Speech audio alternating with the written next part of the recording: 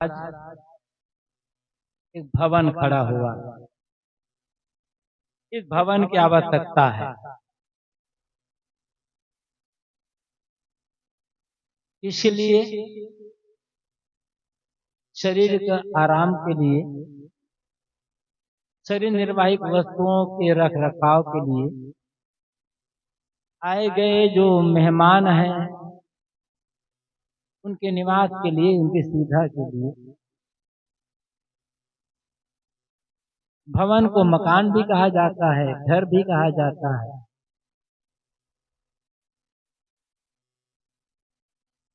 मकान तो बंद भी कर दो, मकान तो ईंट पत्थर आदि का बनता है। घर मीठी वाणी, मीठा व्यवहार, मुस्कुरा करके दूसरों से बात और एक दूसरे के लिए आदर सम्मान का भाव, ये जहां होता है उसे मकान या घर, मकान नहीं घर कहा जाता है।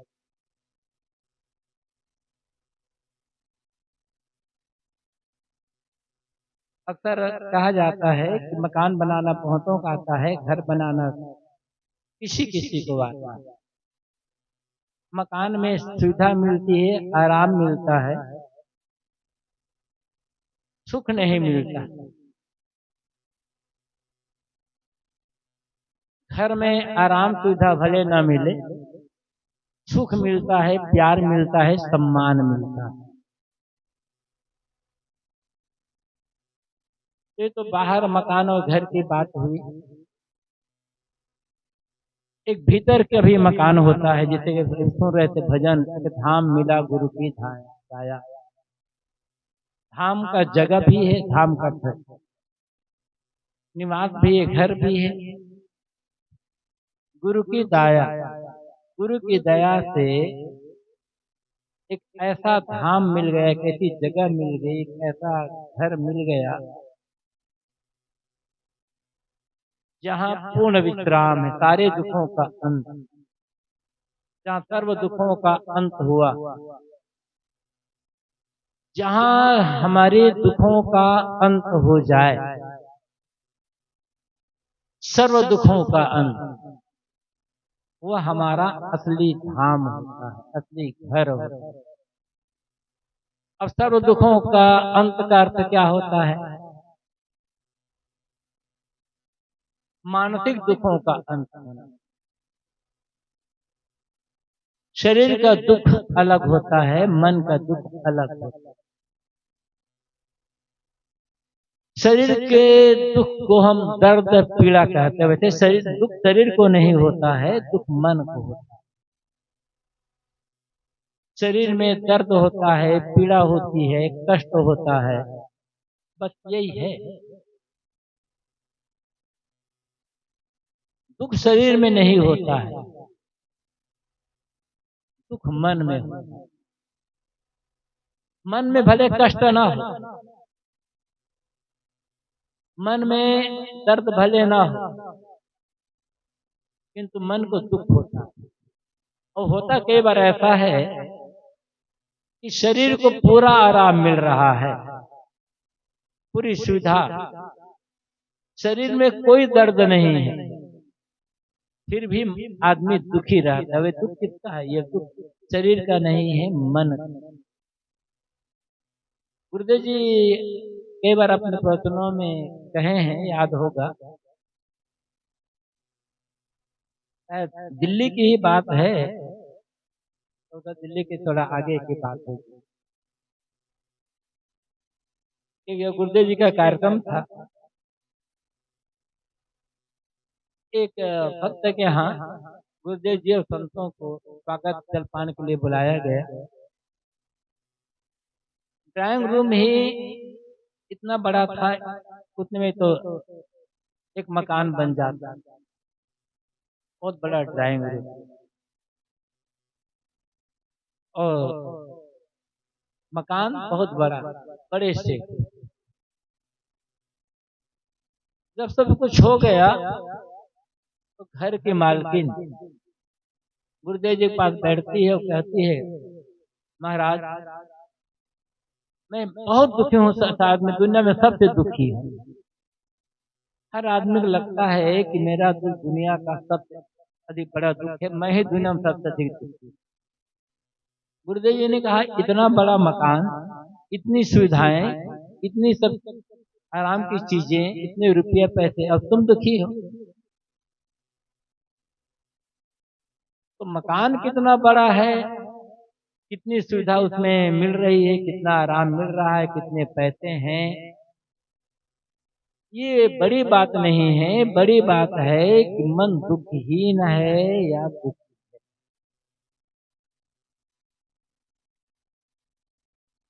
छोटा मकान हो, मकान तो रहने की जगह है, जहाँ पैसा हो, पैसा होता है आदमी बना लेता है, बनाना चाहिए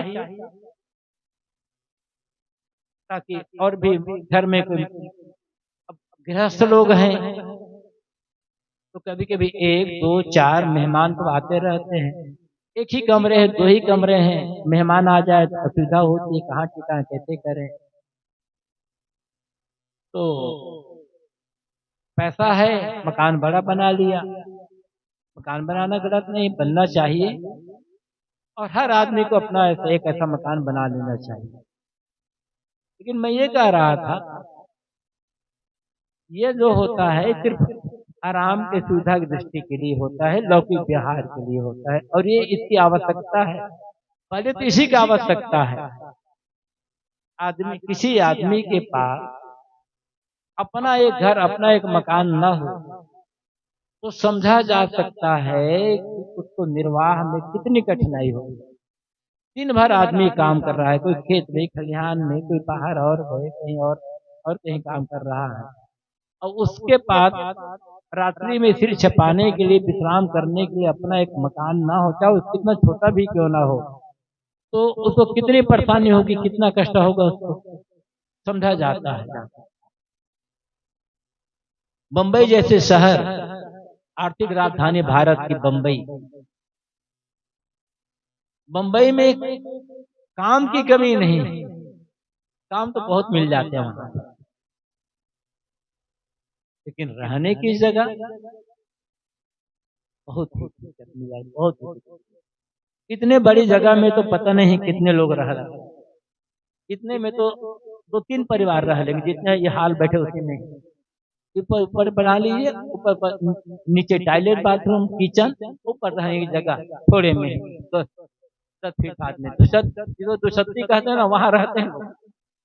एक बार मैं गया था नवासी में, इसका आधा इतना रहा होगा, इतने में उसी में टॉयलेट, बाथरूम, किचन, आराम करना है तो सीढ़ी लगा दिए तो साहब उधर चलते आराम से, उसी में उसका सामान भी रखा। और वहां स्थिति यह होती है, एक लेखक ने लिखा है, बंबई का आकर्षण लोगों को बहुत ज्यादा है और लोग जाते हैं काम करने के लिए, काम उन्हें मिल जाता है, लेकिन रहने के लिए सड़क किनारे, पटरी पर अखबार का टुकड़ा या कुछ बिछा करके रहते हैं। और उन्होंने लिखा था, अब सच है या गलत मैं नहीं कह सकता, लेकिन लिखा था उन्होंने, पटरी किनारे सोने के लिए भी पुलिस को हफ्ता देना पड़ेगा, तब वो सोने देंगे। कितनी कठिनाई आ रही हो। तो आदमी के पास अपना एक मकान होना ही चाहिए, और मकान में केवल अपना तो अपना नहीं रहना, बताया ना कि मेहमान आते हैं या कुछ ऐसे भी हो जाता है, कभी कुछ कार्यक्रम होता है, अब गृहस्थों में यहाँ तो शादी विवाह जन्म या कुछ न कुछ होता ही रहता है। तो फिर आपसे अपनी हिसाब से कोई छोटा कोई बड़ा अपना एक मकान बनाता है, अब हर किसी को बनाना चाहिए, आराम के लिए, सुविधा के लिए होना होता है, अब बहुत जरूरी है। आखिर साधु लोग भी मत बनाते हैं, किसी छोटा है, किसी का बड़ा है, आखिर साधु तो घूमते रहते, लेकिन उनका भी तो अपना एक मठ बनता ही है। भले घर छोड़ दिए, लेकिन उन्हें भी एक मठ, कहीं ना कहीं मठ बनाना पड़ता है, कहीं ना कहीं आधार लेना पड़ता है। अपना मठ नहीं बनाएंगे तो गृहस्थों के यहाँ जाकर आधार लेना पड़ता है उन्हें भी। साधु भी पेड़ के नीचे तो रहेंगे नहीं खुले में। तो शरीर मजबूर करता है आदमी, मजबूरी ही। बात यह है दुखों का, जीवन की सफलता इसमें जब हमारे मन में कोई दुख न हो। इस सर्व दुखों का अंत शरीर है तब तक शरीर जनित पीड़ा तो होगी ही होगी। कभी मच्छर काट दिया, कभी कीड़ा काट दिया, चींटी काट दिया, ठंडी लग रही है, गर्मी लग रही है, भूख प्यास है, ये सब तो होता रहता है। लेकिन इन सब के होने के बाद भी यदि मन में दुख नहीं है तो जीवन सफल है। और सारी सुविधाएं हैं, मन दुखी है तो जीवन असफल है। किसके पास कितना है? गृहस्थ है तो गृहस्थों में किसका मकान कितना छोटा है, किसका मकान कितना बड़ा है, ये तो अपनी अपनी सुविधा और आवश्यकता है। साधुओं में भी किसका मठ एक कमरे का है, किसके 2 कमरे, किसका मठ 10, 20, 50 कमरे का है, ये बड़ी बात नहीं है। अपनी अपनी जगह पर मन दोनों का दुखहीन है या नहीं, प्रसन्न है या नहीं। शरीर के दुख से हम बच नहीं सकते, शरीर में दुख आ सकता है। परहेज है, संयम है, सावधानी है। अब ठंडी लग रही, ठंडी दिन है, और लोग लेकिन बाहर निकलोगे नहाओगे तो क्या करो? गर्मी में पंखा चला रहे हैं, लेकिन बाहर गर्मी को कैसे रोकोगे? ये तो होगा। सावधानी के बाद भी बड़े बड़े रोग हो जाते हैं, तो उसके लिए बचने के लिए परहेज, संयम, दवा ये आवश्यक है। लेकिन इसके बाद भी आदमी के शरीर में रोग हो जाता है। कितने ऐसे लोग हैं बचपन से बड़ी सावधान रहते हैं, खान पान सब सात्विक सुपाक संतुलित, नशा दुर्व्यसन तो जानते ही नहीं, कैंसर हो जाता है, टीबी का रोग हो जाता है, और बड़े बड़े रोग हो जाते हैं। लेकिन दुखी होना है या नहीं होना है ये अलग बात। बड़े बड़े रोग हो जाने पर भी आदमी दुखी नहीं, और रोग न रहने पर भी आदमी दुखी हो जाता है। सबसे बड़ी बात है मन का दुख खत्म होना। क्या संभव है? पूरा का पूरा संभव है। जो चाहे अपने आप को मन के दुखों से बचा सकता है। बस विवेक चाहिए, जागृति चाहिए। दुनिया में सब कुछ एक रस रहने वाला नहीं, दुनिया है परिवर्तनशील।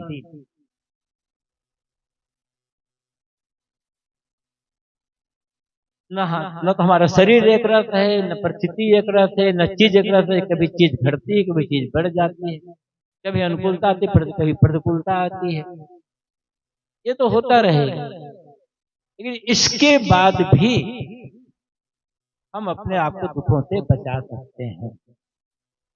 जैसे सब जानते हैं हमारे शरीर में एक रोग प्रतिरोधक क्षमता होती है, जिसे हम रेजिस्टेंस पावर कहते हैं। कोरोना ने कहा था, इम्यूनिटी कह दिया। जिसके शरीर की इम्यूनिटी जितनी मजबूत रहेगी, रेजिस्टेंस पावर जितना मजबूत रहेगा, उसके शरीर में रोग का आक्रमण उतना कम, उस शरीर से स्वस्थ रहेगा। और रेजिस्टेंस पावर मजबूत है तो वहां बैक्टीरिया और ये वायरस प्रभाव कम पड़ेगा, शरीर निरोग रहेगा। इसलिए सात्विक खान पान, सात्विक रहन सहन, समय से सोना, समय से जागना, समय से काम करना, समय से आराम करना, ये सारी चीजों से लेकर आदमी अपने शरीर के रोग प्रतिरोधक क्षमता को, जिसे रेजिस्टेंस पावर कहा जाता है, मजबूत रख सकता है। और रखना चाहिए हर आदमी। हाँ, अधिक तलब होना या अधिक गरिष्ठ चीजें या वैसी चीज खाने से ये क्षमता हमारी प्रभावित होती है। ठीक ऐसे ही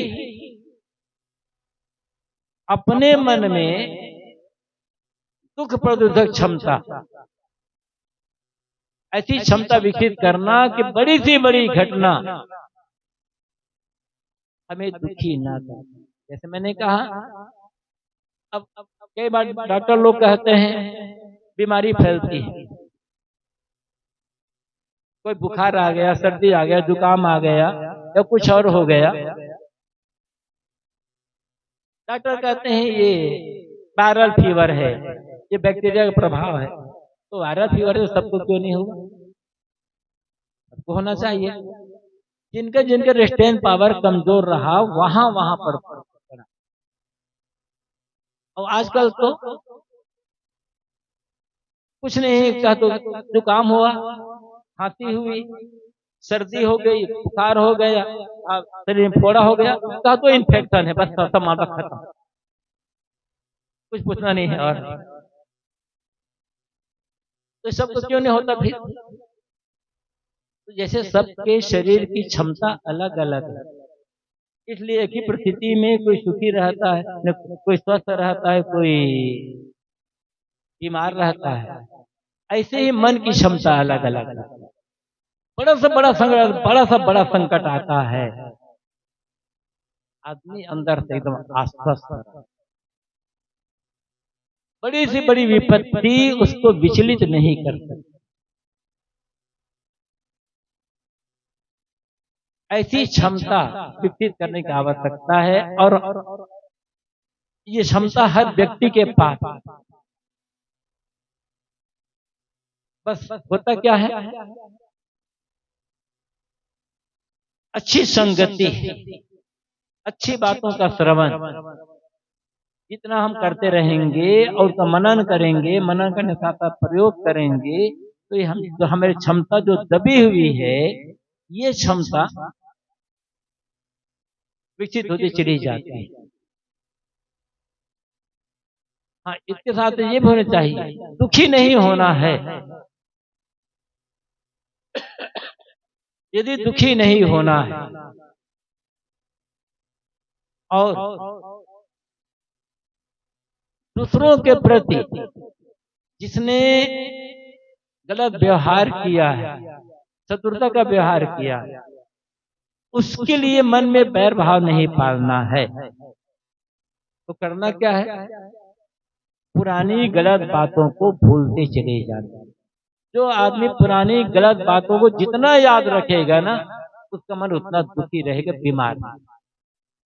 ये बीमार मन की पहचान भी है।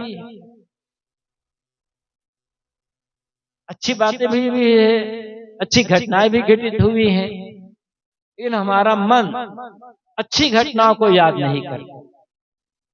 जो गलत घटनाएं हुई रहती, बुरी घटनाएं, अपमानजनक, दुखजनक, हानिजनक, ऐसी घटनाओं बराबर याद है। जितना आदमी ऐसी घटनाओं को याद रखेगा, उसका मन उतना बीमार होता चला जाएगा और वो आदमी मन से दुखी रहेगा।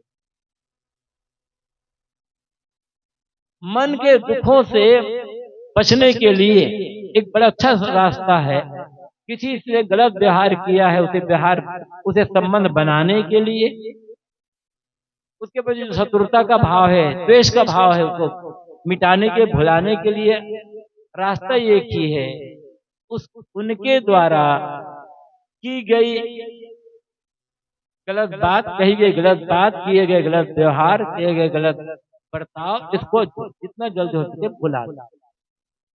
सुना होगा ना, आप लोगों ने देखा होगा, उस समय मैं इसको देखा था, ये सीरियल को,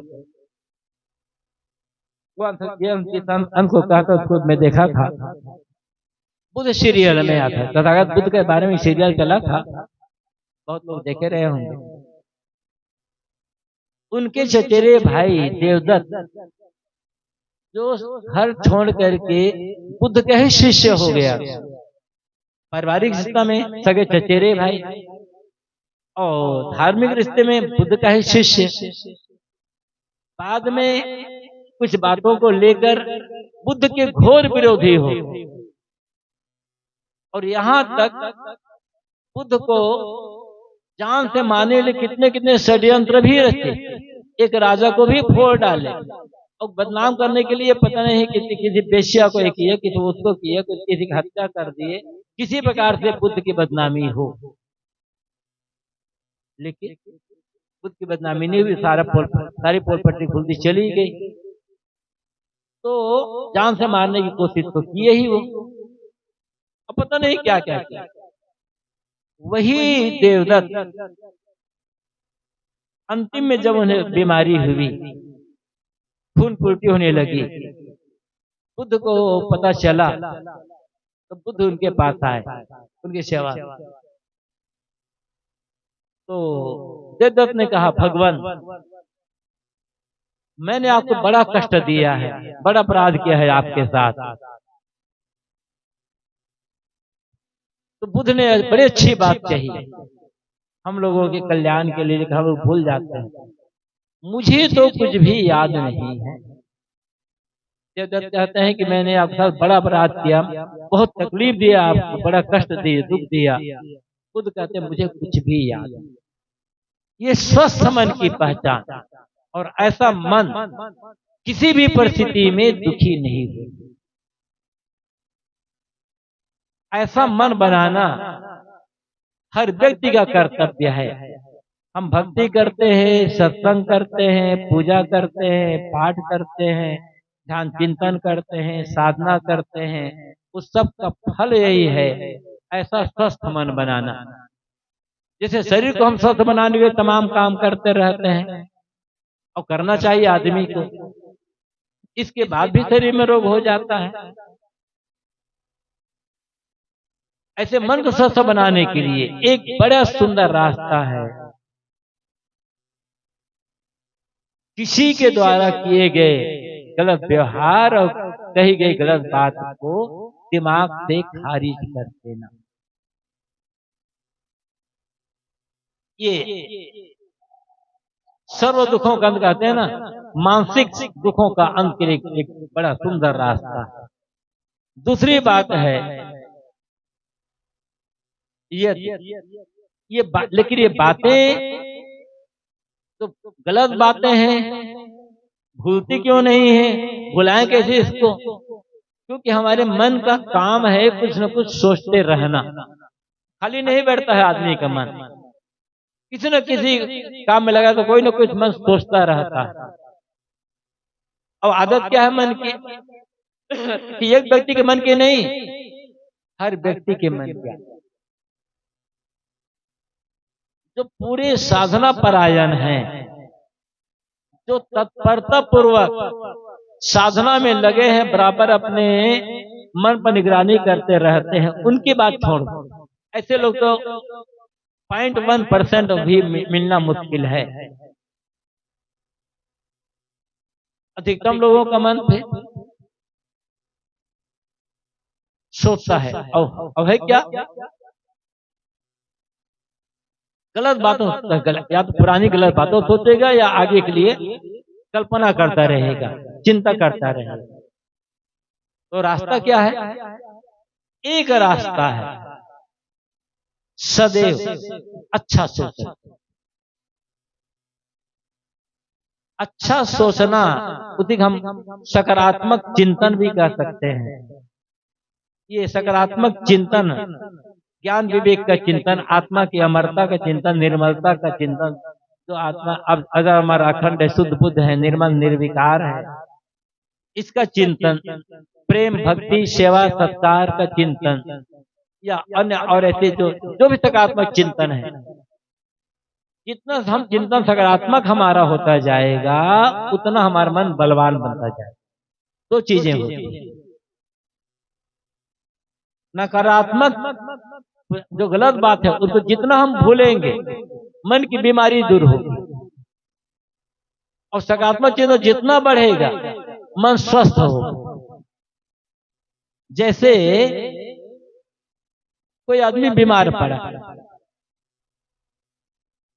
अब बीमार पड़ने के लिए क्या है, बीमार तो पड़ गया, स्वस्थ होने के लिए क्या है, स्वस्थ होने के लिए 3 चीजों की आवश्यकता होती है। दवाई, अनुपान और परहेज।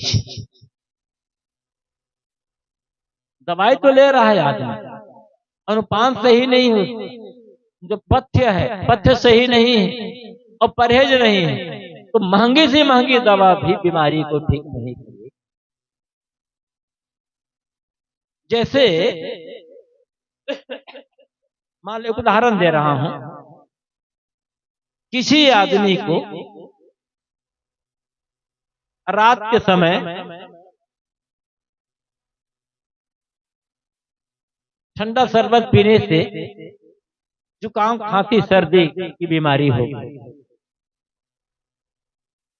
अब एक उदाहरण है, डॉक्टर पास गया और डॉक्टर ने कहा कि देखो, ये शरबत पीने से तुम्हारी सर्दी, जुकाम और खांसी की बीमारी है, ये दवाई खाना, 1 सप्ताह में बीमारी तुम्हारी ठीक हो जाएगी। अब डॉक्टर ने भी कहता है, लेकिन साथ साथ इसको गर्म पानी से या गर्म दूध से या गर्म चाय से लेना,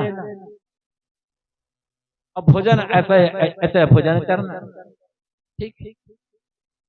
अब दवाई भी खा रहा है, दवाई समय से जितना चाहिए उतना समय से खा रहा है वो। जैसे डॉक्टर ने कहा गर्म दूध हो या चाय हो, उसे ले भी रहा है, और रोज रात में ठंडा शरबत ही पी रहा है, जल्दी ठीक हो जाएगी ना खांसी, उसी से तो हुई। तो दवा चाहिए जिससे हुई, तो जो चीज से हुई तो उसी का त्याग, परहेज चाहिए, और पथ्य चाहिए कि क्या क्या खाना। ये तीनों चीजों की आवश्यकता होती है, तब बीमारी जल्दी ठीक होती है। केवल हम पथ्य ही करें तो समय लगेगा ज्यादा, परहेज तो आवश्यक है ही, और दवा ना खाएं तो भी समय लगेगा। तीनों की आवश्यकता है, दवाई चाहिए, पथ्य चाहिए और परहेज चाहिए। ऐसे भीतर की बात, मन बीमार है तो पहले क्या होता है, बीमारी क्यों है मन के, मन हमेशा नकारात्मक सोचता रहा, पुरानी गलत बातों को याद करता रहा, उससे ही मन बिगड़ा हुआ है, चंचल बना हुआ। अब हम वही बातें फिर सोचते रहे, तब तो उनका त्याग परहेज है। और अच्छी बातों का सोचना, ये प्रकार से ये पथ्य है। दवा क्या है, अच्छी संगत, अच्छी किताबों का अध्ययन करना, सेवा में, किसी मतलब सकारात्मक काम में लगे रहना, क्योंकि सकारात्मक काम में लगे रहेगा कोई आदमी कोई भी काम में, तो मन खाली नहीं रहेगा। तो दो काम हमको करना होगा, मन का दुख आदमी सबसे अधिक परेशान करता है। सदगुरु कबीर ने जो कहा है ना कि तन धर दुखिया काहू न देखा, जो देखा तो दुखिया। शरीर धारण करके मैंने किसी को सुखी नहीं देखा, जिसे देखा दुखी ही देखा। और साहब ये भी कहते हैं, दे धरे का दंड है सब काहू को होए। शरीर धरने का दंड, शरीर धरने का फल सबको भुगतना, सबको भुगतना पड़ेगा, सबको। सुर न मुनि देवता सात द्वीप नौखंड, कहे कबीर सब भुगिया दे धरे, ये तो सबको भुगतना पड़ेगा। जहां तक आपको दे धरे का दंड है सब काहू को होए, दे धरने का जो दंड है सबको होगा।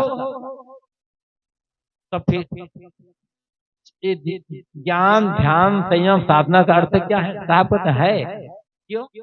ज्ञानी भुगते ज्ञान से, अज्ञानी भुगते रहे। ज्ञानी ज्ञान से समाधान कर ले, ठीक है भाई आया ठीक हो जाएगा, और ज्ञानी रो रो कर विदा करता है।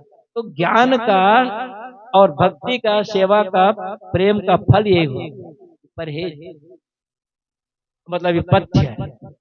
तो हमें करना क्या है, कोई ना कोई सकारात्मक काम, खाली ना बैठे, और खाली बैठे हो तब या तो किताब पढ़ो, या फिर जो पढ़ी हुई बातें हैं, सुनी हुई बातें हैं, उन सकारात्मक बातों की याद को याद, किसी ने अच्छी बात कही है, आप अच्छी सुझाव दी है, उनकी याद करें।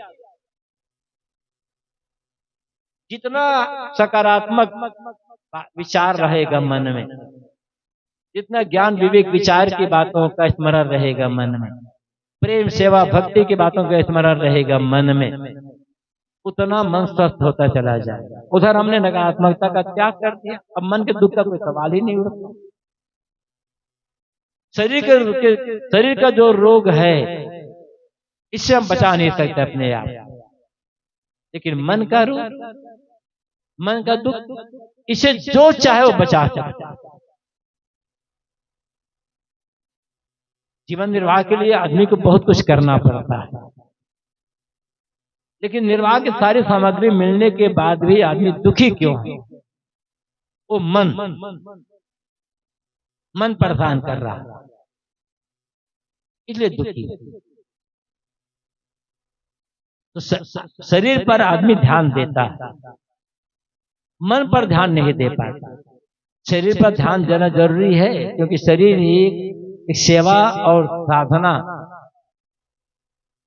का एक माध्यम है, इसलिए शरीर पर ध्यान देना जरूरी है। कि जितना हम शरीर पर ध्यान देते हैं उतना ही हम, उससे ज्यादा हमें मन पर ध्यान देना है। मैंने कहा कितनी दुखद घटना क्यों ना हो, एकदम दुखद से दुखद घटना है, अत्यंत प्रिय व्यक्ति की मौत हो गई, अत्यंत प्रिय व्यक्ति की मौत हो गई,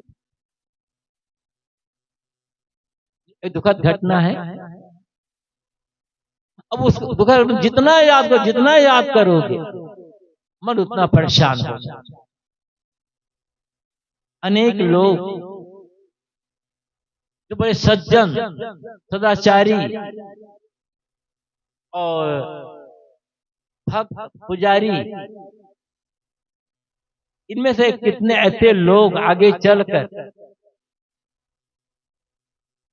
नशा द्रव्य सेवन करने लग जाते हैं। क्यों करने लग जाते हैं? इसलिए कि पुरानी जो दुखद घटना है उसको भुला नहीं पा रहा। भुलाने के लिए अच्छी संगति चाहिए था, अच्छे ग्रंथ का अध्ययन करना चाहता, ज्ञान विवेक के विचारों का मनन करना चाहता, वो काम किया नहीं। तो मन तो घुमा करके जैसे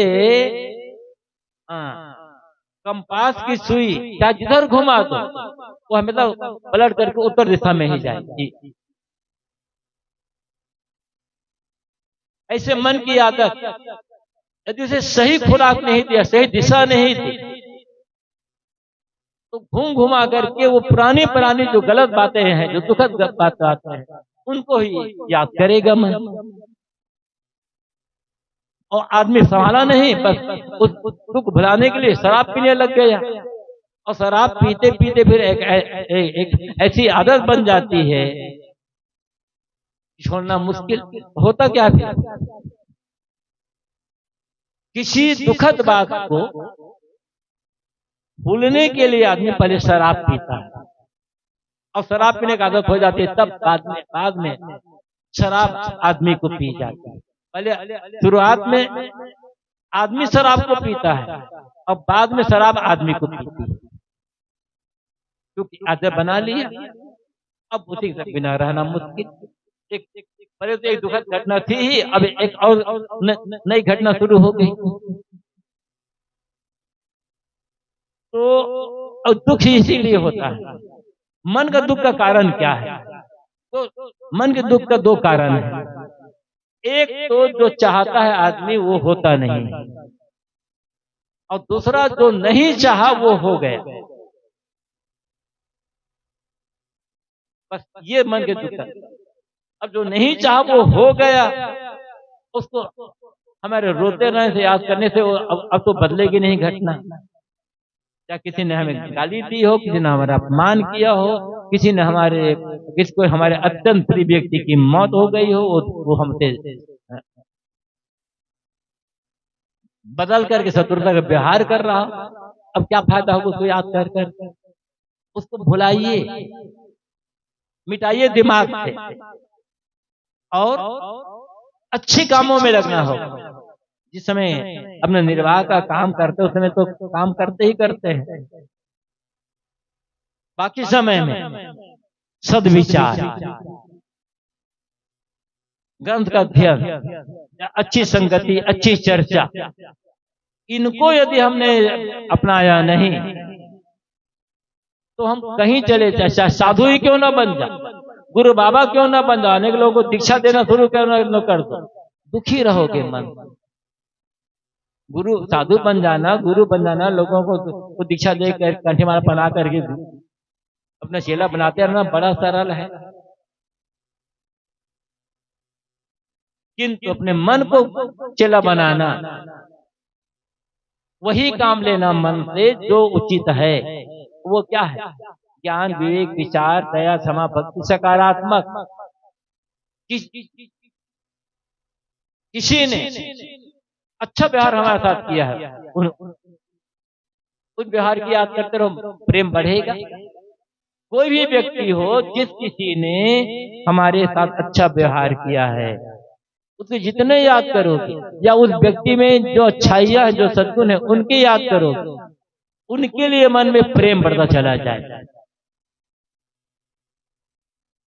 भक्ति भावना बढ़ती चली जाएगी, और उसके साथ हमारा व्यवहार सुंदर हो जाएगा, आनंद आनंद हो जाएगा, वो भी सुखी, हम भी सुखी। तो बात ये हुई थी, मैंने शुरू की थी कि आदमी एक मकान बनाना सुविधा के लिए, अपने रहने के लिए, समान सुरक्षा के लिए, मेहमान आते ही रहते हैं गृहस्थों में, तो उनके भी निवास के लिए, आराम के लिए, सुविधा के लिए अब ये जरूरी है बनाना। इसके साथ साथ भीतर का मकान, वो भी मकान, उसके लिए कहा गया है बेदरो दीवार का एक घर बनाना चाहिए। ऐसा घर जिसमें दीवार नहीं है, जिसमें दरवाजा भी नहीं है, ऐसा जहां इस मन को पूरा आराम मिलता है। वो क्या है? विवेक, आराम। कबीर साहब ने एक भजन में कहा है कि हम तो कबू न निज घर आए। निज घर, बाहर का निज घर, बाहर जिसे हम अपना घर कहते हैं, वो तो बाहर के व्यवहार के लिए, आत्मा के लिए। निज घर क्या है? जीव के लिए निज घर क्या है? वो अपना आपा ही हो, खुद ही, उसके याद करना, निरंतर अपने आत्मस्वरूप का चिंतन मनन करते रहना, क्योंकि उसी कारण से शरीर जीवित है ना। शरीर के कारण से जीव नहीं है, जीव के कारण से शरीर है। यदि जीव निकल जाए तब शरीर की कोई कीमत नहीं हो। लेकिन फिर वो जीव का घर कहाँ होगा? बाहर से मन को लौटा करके अंतर्मुख कर लेना, अपने आप में शांत कर लेना। एक घटना याद आ गई। बिहार मधुबनी जिले में एक संत थे, रामदेव साहब, बड़ी पगड़ी बांधते थे, अच्छे संत थे। अनेक बार हमारे आश्रम प्रयागराज में आए हैं, कुंभ मेला में भी कई बार मिलना हुआ, और जब बिहार जाते थे अक्सर मिलते थे। बुद्ध जी के जब कार्यक्रम होता था तब 2-3 साल तक, या 2 साल जैसे भी होगा,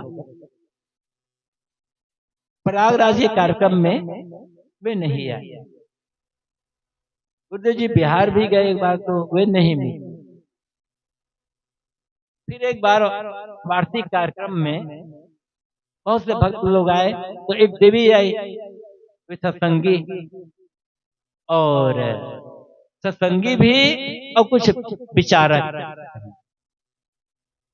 सारी बातें हुई। तो गुरुदेव जी ने उनके लिए पूछा, रामदेव साथी साहब के लिए, कि वो कहाँ है आजकल, मिले नहीं बहुत दिन। तो उन्होंने, उस देवी ने कहा, साहब वो निज देश चले गए। अच्छा, तो कोई ने कहा, अच्छा तो जहाँ रहते थे वो उनका देश नहीं था, कहाँ चले गए? अब वो निज देश चले गए। निज देश मतलब शरीर छोड़ करके आत्मा का देश। अब एक गृहस्थ महिला तो घर में रहती थी, कितनी विवेक, वो कह सकती थी ना, साहब वो तो शरीर छोड़ दिए, बात वही।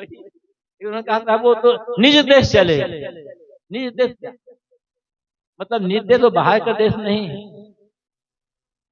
निज देश अपने आप में लौट, जहाँ जी को पूरा विश्राम मिले। और कैसे हो? पहले हमें गलत बात को भुलाना, फिर अच्छी बातों का निरंतर अभ्यास करना। कि हाँ, लेकिन एक भी बात और भी है, गलत बातों को भुलाने के लिए और अच्छी बातों को स्मरण करने के लिए पहले व्यवहार में मीठी वाणी, प्रेम, आदर, सम्मान, एक दूसरे के साथ मुस्कुरा करके बात करना, एक दूसरे से सेवा करना, समता, सहयोग, ये सारी बातें जब होगी ना, तब धीरे धीरे मन मचता है। व्यवहार में उलझा हुआ है, दो ही रह रहे हैं, चार ही रह रहे हैं, वो है उलझा हुआ है, तो फिर मन मचेगा नहीं, तो पुरानी बातों में मन भुलाएगा नहीं। व्यवहारिक जीवन को सुंदर बनाना अत्यंत आवश्यक है। उसके बिना ज्ञान की बातें, साधना की बातें, ध्यान की बातें समझ में नहीं। तो पुरानी बातों को भुलाना आवश्यक है, फिर अच्छी बातों को याद करना शुरू। अच्छी बातों याद करते करते फिर धीरे धीरे ध्यान का अभ्यास करके जो अच्छी बातें हैं उनको भी छोड़ते जाना होगा। जैसे हम सोते हैं तो जब तक हम कुछ सोचते रहते हैं तब तक हमारी नींद नहीं लगती।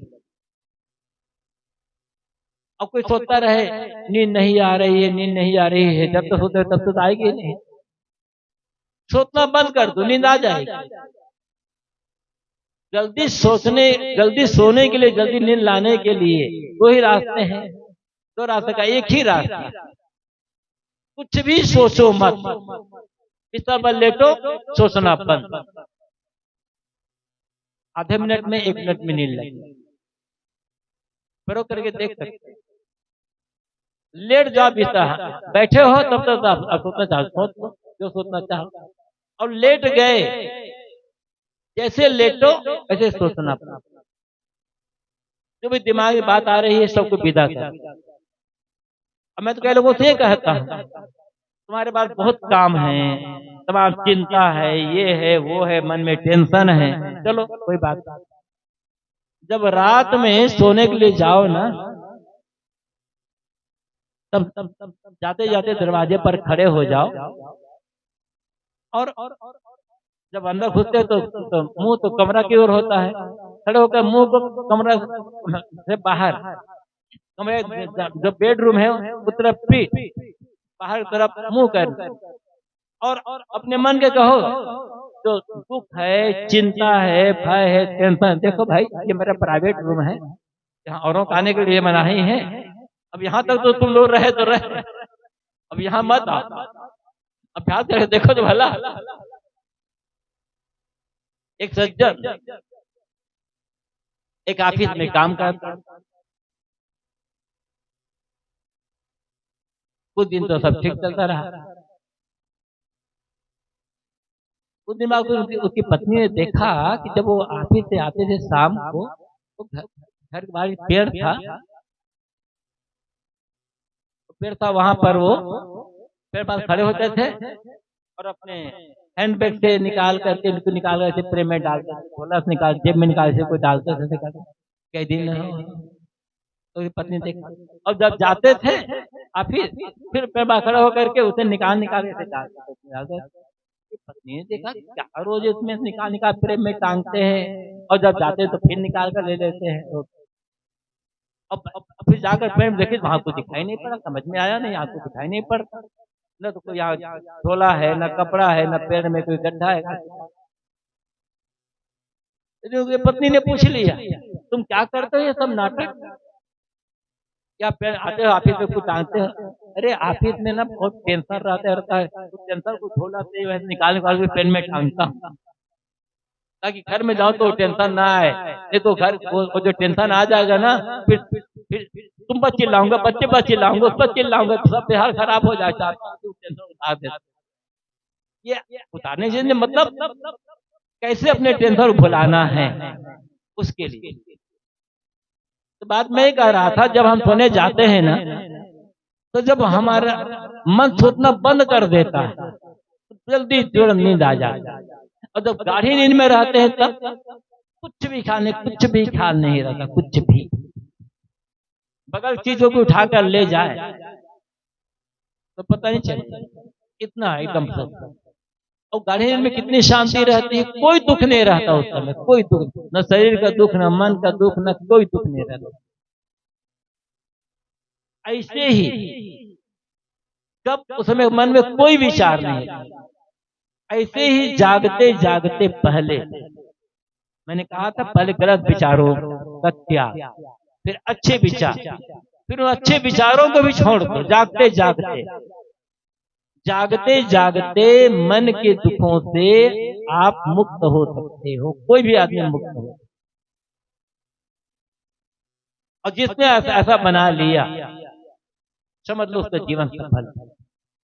और हम ये कर सकते हैं, हर स्त्री पुरुष कर सकता है।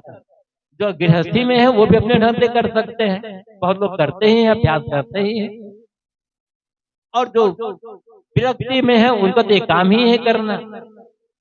तो बात यह में है, एक शरीर का दुख होता है, एक मन का दुख होता है। शरीर का दुख तो मैंने कहा था, ज्ञानी से ज्ञानी को भी मच्छर काट सकता है, भूख भी लगेगी, प्यास भी लगेगी, कीड़े मकोड़े काटेंगे, शरीर में रोग होगा।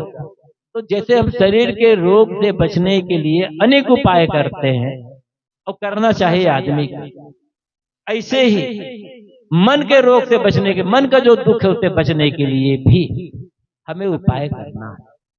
पहले मैंने कहा, जिनके साथ रहते हैं घर में 2, 4, 6 जैसे भी हो, सबका अपना अपना परिवार होता है, सबके साथ सुंदर ब्याह, सुंदर से सुंदर ब्याह, चाहना छोड़ करके व्यवहार, अपेक्षा छोड़ करके ब्याह, निष्काम होकर के ब्याह, जो कर सकते। और फिर दूसरी बात, जो मिला है अपने पास उसमें संतोष, अपना काम तो करते ही करना चलना होगा। और तीसरी बात, गलत बातों को, चाहे जैसी भी गलत बात हो उसको भुलाना। चौथी बात है अच्छी बातों को याद रखना। और अंत में उन अच्छी बातों को भी छोड़ करके जागते जागते मन को पूरा शांत कर लेना, इसी को तो ध्यान कहा जाता है। जागते जागते मन में कोई विचार न रह पाना, ये ध्यान है। अब ऐसा नहीं रह गया तब क्या हुआ, अपना धाम मिल गया, इस जीव का धाम मिल गया। अब पूर्ण विश्राम जीव को वहीं मिल, तो बाहर का मकान शरीर के विश्राम के लिए, और ध्यान, विवेक, विचार ये मन के विश्राम के लिए, दोनों बनाना जरूरी है। तो एक नया मकान, नया घर करना चाहिए, ये तो जरूरी था। हम सब यहाँ बैठे हैं, हमें अपने इस आत्मा के लिए भी धाम बनाना, वो बना बनाया पहले, बनाना नहीं, उसके स्मरण करते चलना है। और उसके लिए ही भक्ति, सेवा, सत्संग है, अच्छे विचार, चिंतन, मनन है, उसके लिए ध्यान साधना का है। सभी को हमारी ओर से शुभकामनाएं हैं। और संतरण जी हैं, विनीता है, विनय है, गरिमा है, इस 4 लोग हैं, 4 स्तंभ हैं, चारों स्तंभ भक्ति में, सेवा में, ज्ञान में भी लगे। अपना अपना व्यवहारिक काम तो करना ही करना है मैं जीवन निर्वाह के लिए। साथ साथ जैसे परिवार में भूतनाथ जी ने, उसके पर्वत ने भक्ति सेवा का जो संस्कार का बीज बोया है, ये बीज को और आगे बढ़ाते रहे। मैं अक्सर कहा करता हूँ, और मैं कहा एक नियम है, जन्म लेते ही बस अभी कोई बच्चा माँ के गर्भ से बाहर निकला है, और माँ के गर्भ से बाहर निकलते ही पिता संपत्ति का उत्तराधिकारी हो गया कानून, उसे कोई हटा नहीं सकता ना। तो जन्म लेते ही कोई बच्चा अपने पिता संपत्ति का उत्तराधिकारी बन जाता है, बनाना नहीं पड़ता। असली पुत्र वह होता है जो अपने पिता के संस्कारों का उत्तराधिकारी बनता है। क्योंकि दुनिया का जो नियम है वो नियम ये है, पिता के कारण से लोग पुत्र को कम जानते हैं। कहीं कहीं ऐसा है, लेकिन ज्यादातर लोग पुत्र के कारण से पिता को जानते हैं। उदाहरण साफ है, राम ना हुए होते तो दशरथ का पता ही नहीं चलता। राम ना होते तो कोई कौशल्या को जानते हैं। राम हुए तो उन्होंने अपने पिता को और माँ को भी बना दिया ना अमर। यदि कृष्ण न होते तो वसुदेव को कौन जानते? कृष्ण न होते तो नंद और यशोदा को कौन जानते? गांधी ना होते तो उनके माता पिता को कौन जानते? ऐसे और बढ़ाते चले जाओ। लेकिन कब हो, कैसे जाने? जब अपने जीवन को संस्कारित किया। बाहर तो पैसा जो है, जो काम किया वो तो किया ही किया। ज्ञान, विवेक, विचार, प्रेम, भक्ति, सेवा, सत्संग, सुंदर व्यवहार, ये जीवन को संस्कारित बनाते हैं। और हर आदमी ये प्रसंग यहाँ इसलिए नहीं कह रहा हूँ, हम सब के लिए आवश्यक है। बाहरी धन के मालिक भले न बन सकते, किंतु संस्कार धन के, ज्ञान धन के, प्रेम धन का मालिक हर कोई बन सकता है। और जो अपने जीवन को संसार से, प्रेम से, ज्ञान से आलोकित कर लिया, उसका जीवन सफल हो गया। और उन्होंने अपना जीवन सफल किया ही, अपने पूर्वजों का जो ऋण है उसे उतार लिया। रास्ता यही है, अपने पूर्वजों में जो भी अच्छाइयां रही है उन अच्छाइयों को अपने जीवन में उतारना और उतार करके उसे और आगे बढ़ाने का प्रयास करना।